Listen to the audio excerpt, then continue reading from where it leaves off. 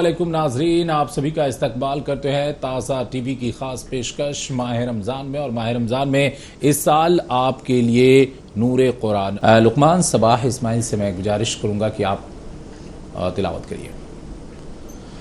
اعوذ باللہ من الشیطان الرجیم، بسم اللہ الرحمن الرحیم۔ اذا جاء نصر اللہ والفتح ورأيت الناس يدخلون في دين الله أفواجا فسبح بحمد ربك واستغفره إنه كان توابا صدق الله العظيم۔ بسم اللہ الرحمن الرحیم۔ شروع اللہ کے نام سے جو بہت مہربان ہے، نہایت رحم کرنے والا ہے۔ جب اللہ کی مدد اور فتح آ جائے اور آپ لوگوں کو دیکھیں کہ وہ فوج در فوج اللہ کے دین میں داخل ہو رہے ہیں، تو اپنے رب کی حمد کے ساتھ تسبیح کریں اور اس سے مغفرت طلب کریں، بے شک وہ بڑا توبہ قبول کرنے والا ہے۔ صدق اللہ العظیم۔ معزز محترم ناظرین، آج آپ کے سامنے سورہ نصر کی تلاوت کی گئی، اس کا ترجمہ پیش کیا گیا۔ ہر روز کی طرح اس کی تشریح اور اس کی تفسیر بھی آپ کے سامنے پیش کرنے کی کوشش کی جائے گی۔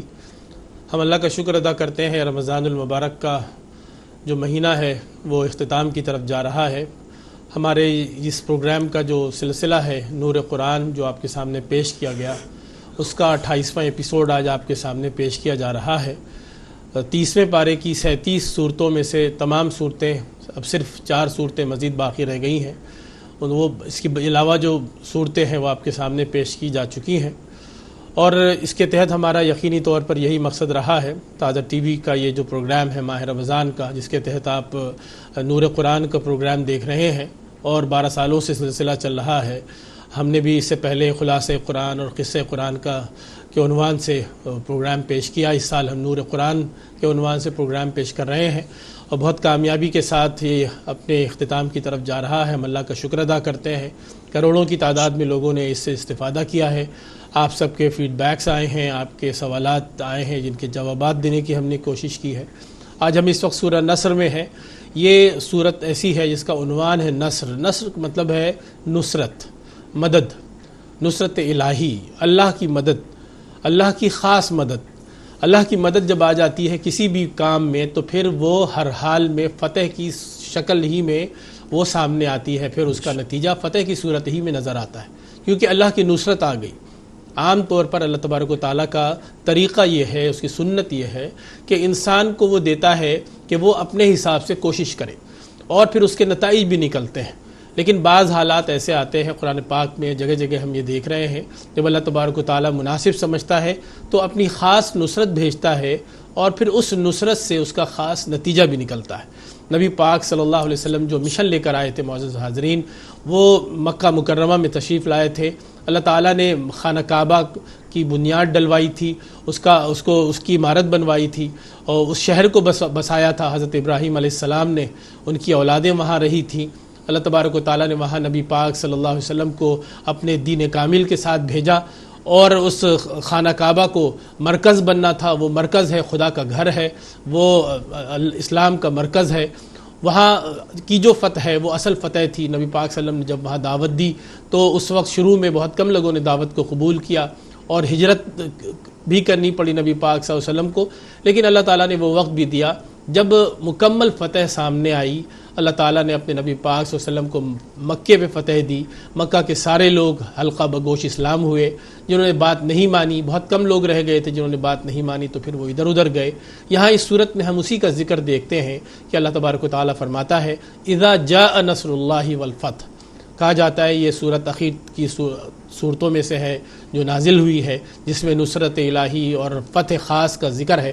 اللہ تبارک و تعالیٰ نے اس میں فرمایا اذا جاء نصر اللہ والفتح، جب اللہ کی مدد آ جائے اور فتح آ جائے، وَرَأَيْتَ النَّاسَ يَدْخُلُونَ فِي دِينِ اللَّهِ أَفْوَاجًا، اور اے نبی آپ دیکھیں کہ لوگ جوک در جوک حلقہ اسلام میں چلے آ رہے ہیں، اسلام میں شمولیت اختیار کر رہے ہیں۔ فَسَبِّحْ بِحَمْدِ رَبِّكَ وَاسْتَغْفِرْ، تو آپ اپنے رب کی حمد کے ساتھ تسبیح بیان کریں اور استغفار کریں، إِنَّهُ كَانَ تَوَّابًا، وہ بہت توبہ قبول کرنے والا ہے۔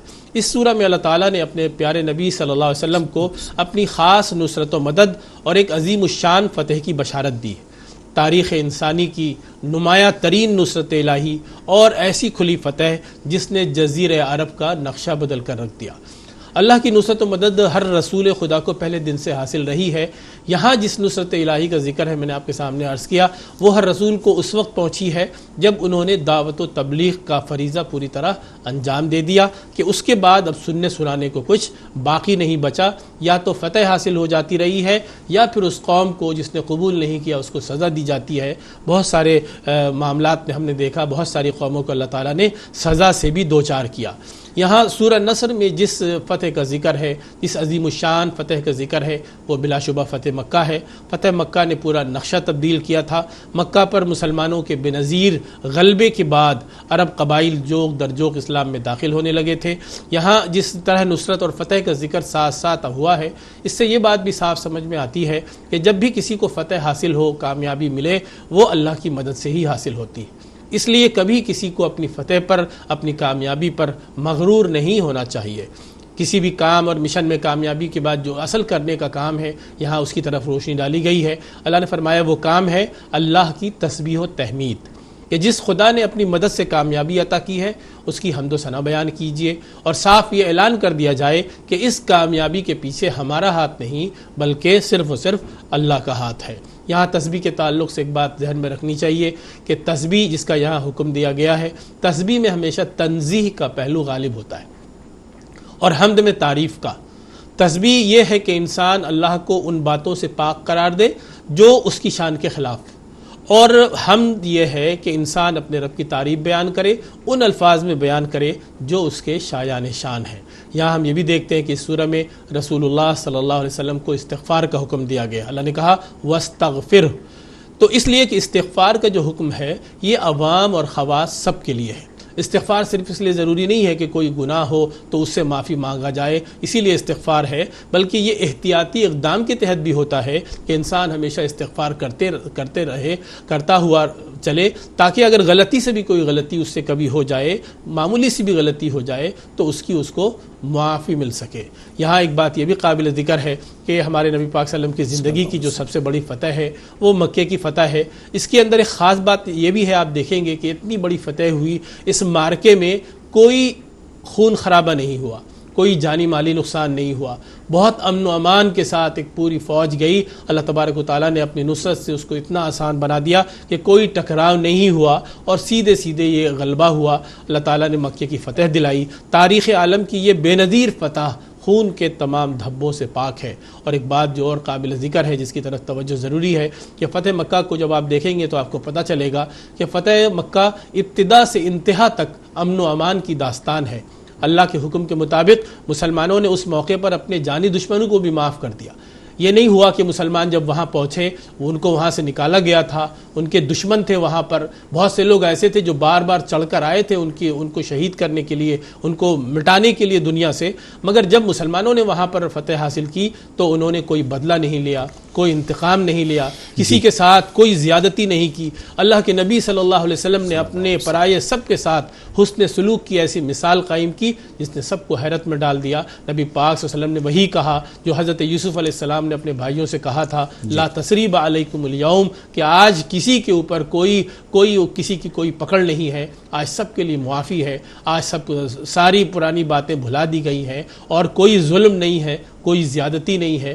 ہم فتح مکہ کو جب دیکھتے ہیں معزز حاضرین تو اس کے اندر یہ چیز ہمیں نظر آتی ہے کہ اللہ تبارک و تعالیٰ نے جب مسلمانوں کو فتح دی، اپنے نبی کو فتح دی، تو انہوں نے کبھی بھی ظلم نہیں کیا، انہوں نے ہمیشہ امن قائم کیا اور سارے لوگوں کو عام معافی دی اور سب کے لیے معافی کا حکم نامہ جاری کیا۔ یہی رویہ ہونا چاہیے ہر اچھے انسان کا کہ جب اس کو کامیابی ملے تو وہ ظلم نہ کرے بلکہ اللہ کے آگے جھک جائے کہ اللہ نے اس کو کامیابی دی ہے، وہ اللہ کی تعریف بیان کرے۔